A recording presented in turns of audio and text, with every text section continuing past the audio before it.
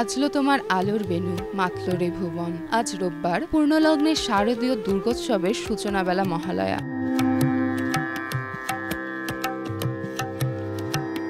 দেবীপক্ষের প্রথম প্রহরে শ্রী শ্রী চণ্ডীপাঠের দেবী দুর্গার আবাহন আর সেই সঙ্গে শুরু হয় পূজার ক্ষণ গণনা। চণ্ডীপাঠে দেবীর সৃষ্টির কাহিনী, তার মহিমা ভোরের আকাশে নতুন আশার বার্তা ছড়িয়ে দেয়। ঢাকেশ্বরী জাতীয় মন্দিরে মহালয়ার অনুষ্ঠান অনুষ্ঠিত হয় ভক্তিমুগ্ধ পরিবেশে।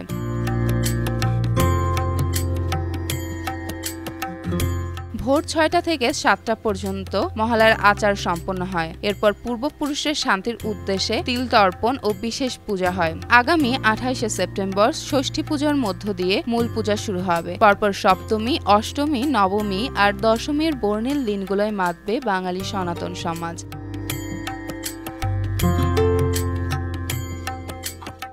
বাংলাদেশ পূজা উদযাপন পরিষদের তথ্য বলছে, এবছর সারা দেশে ৩৩,০০০-এরও বেশি মণ্ডপে পূজার আয়োজন হচ্ছে, যা গত বছরের তুলনায় উল্লেখযোগ্যভাবে বেশি। শুধু ঢাকাতেই পূজা হবে ২৫৮টি মণ্ডপে। অগণিত ভক্তের প্রার্থনায় ও উৎসবের রঙে ভরে উঠবে গ্রাম শহরের প্রতিটি কোণ। মহালয়ার এ প্রভাত তাই কেবল দেবীপক্ষের সূচনা নয়, ভক্তি ও ঐক্যের এক অনন্ত উৎসবের প্রারম্ভ।